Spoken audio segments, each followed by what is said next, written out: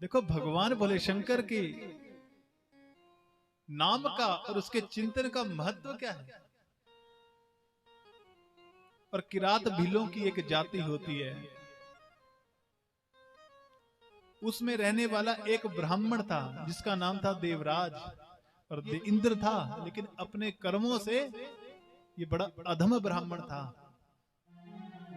ब्राह्मण के बड़े सुंदर नियम बताए हुए हैं कि अहिंसा सत्यम अस्तेयम असंगो हरि संचय आस्तिक्यम ब्रह्मचर्यम च मौनम स्थैर्यम क्षमा भयम शौचम जपस तपो होमो श्रद्धादित्य मदर्चनम तीर्थाटनम परार्थय तुष्टिराचार्य सेवनम। अहिंसा, किसी प्रकार की हिंसा ना हो, क्रोध ना है बिना मतलब के, ये गुण होना चाहिए। हमेशा सत्य बोलता हो, अहिंसा सत्यम अस्तेयम, हमेशा सत्य बोले, गर्दन जाए तो फिर जाए, ये गुण उसके अंदर होना चाहिए। अस्तेय माने चोरी ना करना, ये गुण होना चाहिए। हरीर लज्जा उसके अंदर होनी चाहिए। आस्तिक्यम परमात्मा के पर अगर उस ब्राह्मण की अपनी श्रद्धा नहीं है, ना जजमान को फायदा होगा ना उसको स्वयं फायदा होगा। इसलिए आस्तिकता की भावना होनी चाहिए।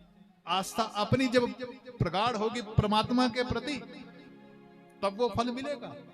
दोनों पक्षों से चाहिए, बोलने वाले की भी और सुनने वाले की भी।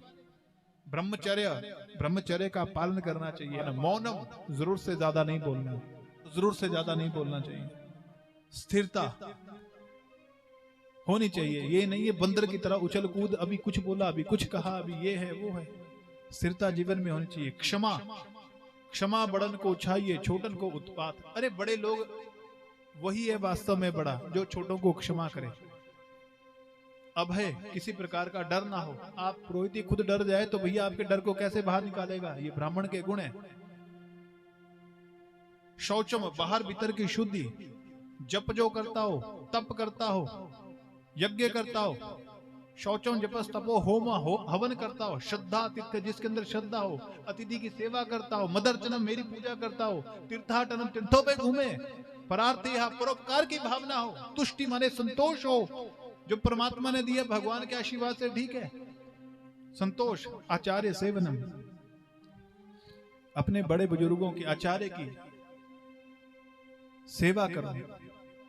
उन्हीं की अनुग्रह से आज हम ये वाचन और आप लोग श्रवण कर रहे हैं, उनका धन्यवाद करो। तो ये सारे गुण यदि ब्राह्मण में होंगे तो वो वास्तव में ब्राह्मण कहने के अधिकारी है, अन्यथा नहीं। तो ये सारे गुणों का होना परम आवश्यक है। लेकिन ये देवराज रहता तो भिल्लों के यहाँ है, और यहाँ पूजा पाठ का कोई नाम से तो ये देवराज है, पर इंद्र जैसे एक गुण नहीं है इसके अंदर। बस केवल व्यापार करना है, यहां से ठग लिया वहां से ठग लिया, बस ऐसे करके, जिसका उद्देश्य केवल धन इकट्ठा करना ही है। तभी हमने बार बार कहा है, जो व्यक्ति सत्कर्म नहीं करेगा, याद रखना वो असत कर्म किए बिना रह नहीं सकता। बार बार कहते हैं सत्संग करो, भगवान की कथाओं को सुनो। आप सुनोगे तो ठीक है, नहीं सुनोगे तो असत कर्म हो जाएगा, बुरा कर्म हो जाएगा। परमात्मा ने ये दिल दिया है भैया, दिल कहीं तो लगेगा, इसका स्वभाव है। लेकिन संसार में ये दिल लगेगा तो घर उजड़ जाएंगे।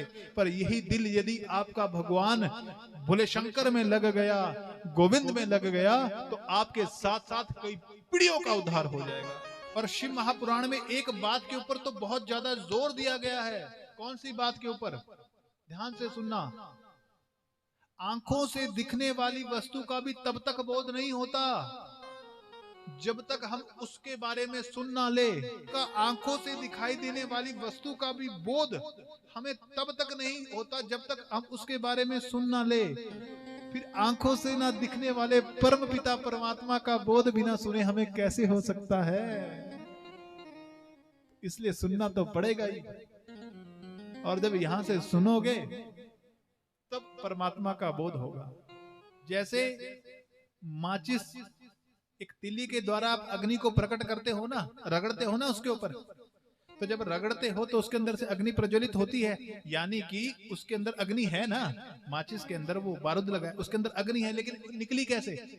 जब आपने उसको रगड़ा आपस में, यानी कि उसके अंदर वो है, रगड़ करके निकली हो। वैसे ही परमात्मा का साक्षात्कार, परमात्मा का दर्शन अगर आपको करना है तो वो ध्यान करो, मेडिटेशन करो, यही फॉर्मूला है। अपने यहाँ के अंदर बिंदु के अंदर आपके जो आराध्य है, इष्ट है, उसका चिंतन करो।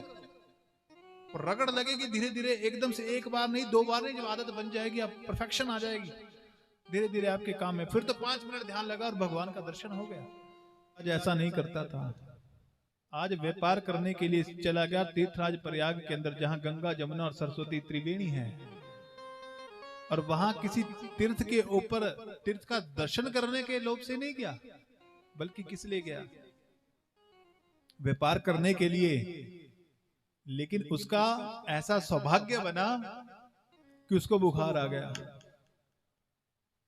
आप कहोगे आचार्य जी बुखार आया तो सौभाग्य कैसे, वो तो दुर्भाग्य है। लेकिन नहीं, इसका तो ये सौभाग्य ही बना। क्यों? क्योंकि इतना ज्वर हो गया, इतना बुखार आ गया कि भैया व्यापार करने के लिए गया था तो एक मंदिर के अंदर पड़ा हुआ है, इतना तेज ज्वर हो गया, और वहां पे शिव महापुराण की कथा चल रही थी, तो ये सुनना नहीं चाहता था, मजबूरी बन गई। क्यों? क्योंकि बुखार में व्यापार ये कर नहीं सकता है, जा कहीं सकता नहीं, तो पड़ा पड़ा वहां सुन रहा है। और पड़े पड़े ही क्या हुआ, शिव महापुराण की कथा चलती रही। ऐसा 1 महीना वो मंदिर के अंदर गया, मंदिर के अंदर रहा, और 1 महीने तक कोई ना कोई बोल भगवान शिव की कथा के उसके कानों में जाते रहे। लेकिन 1 महीना बीत गया और उसने शरीर को छोड़ दिया, मर गया। आया है सो जाएगा, राजा रंग फकीर, कोई सिंहासन चढ़ चला और कोई बंदा नहीं। और जैसे ही उसने शरीर को छोड़ा तो यम के दूत आ गए उसको साथ ले जाने के लिए, और यहाँ से कैलाश पर्वत से भगवान बोले शंकर के भी दूत आ गए, गण आ गए इसको साथ ले जाने के लिए। आपस में ही झगड़ा होने लगा, कौन हो? यमराज के 2 नाम है, एक नाम है धर्मराज और एक नाम है यमराज। जो गलत काम करेगा उसके लिए यमराज है, और जो अच्छा कर्म करेगा उसके लिए धर्मराज है। तो यमराज के दूत आ गए। हमारे मालिक ने कहा इसने जीवन में कभी कोई पुण्य कर्म नहीं किया, पाप कर्म किए, हमारे साथ जाएगा। भगवान शिव के गणों ने कहा किए होंगे जीवन भर इसने पाप कर्म, लेकिन अंत में मरते समय तो भगवान बोले शंकर की कथा इसके कानों से अंदर गई ना, हमारे साथ जाएगा। इतने में यमराज ने कहा शोरगुल कहां से आ रहा है? भाग करके आया, देखा भगवान के गण आए हुए हैं, हाथ जोड़े, और हाथ जोड़ करके देखा यमराज के दूतों ने, बोलो महाराज आप इनके हाथ जोड़ रहे हैं, अरे तुम्हें पता नहीं है कौन है? मैं कभी कभी ध्यान लगाता हूँ और तुम मुझसे पूछते हो कि आप किसका ध्यान करते हो? इन्हीं के जो इष्ट है ना, भगवान बोले शंकर संहार के देवता है, मैं भी उन्हीं का ही ध्यान करता हूँ। ये उनके गण है, तुमने इनका दर्शन कर लिया, इनके गणों का तुम्हारा तो जीवन संवर गया, बड़ा सौभाग्य है तुम्हारा।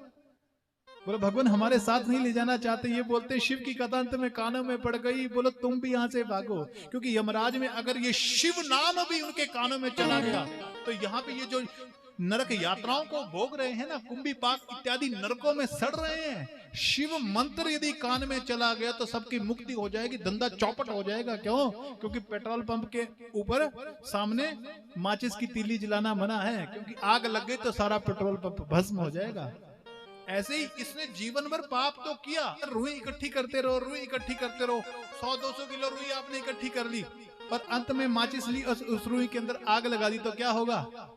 जल करके भस्म हो जाएगी। ऐसे इसने पूरा जीवन पाप तो किए, लेकिन अंत में इसके कान से शिव का जो नाम है वो इसके कान से चला गया, इसके जीवन भर के जो पाप थे वो सारे के सारे भस्म हो गए, और इसीलिए इतना सुना है। और आज देखो जिसने इतने कुकर्म किए थे संसार में, जिसको यम की यात्राओं को भोगना था, आज उसके स्वागत के लिए शिव के जो गण है आए हैं, और विमान पे बैठा करके सीधे कैलाश ले गए, और जहां भगवान बोले शंकर का गण बन गया।